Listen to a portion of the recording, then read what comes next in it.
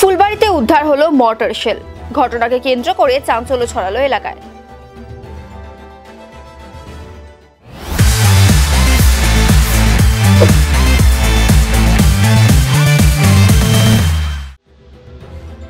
শুক্রবার ফুলবাড়ি আমাইদিঘি এলাকায় ভারত বাংলাদেশ সীমান্ত সংলগ্ন একটি গাড়ির পার্কিং থেকে মর্টার শেলটি উদ্ধার হয়।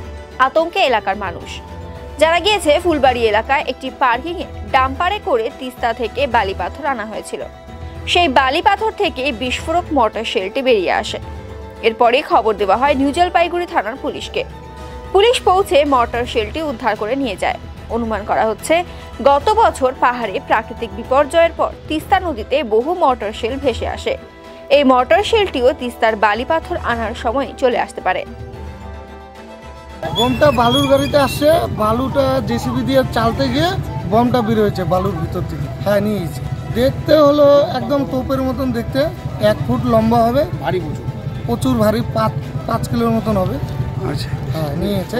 ফুলবাড়ি ভুটান পার্কিং, তিস্তার থেকে।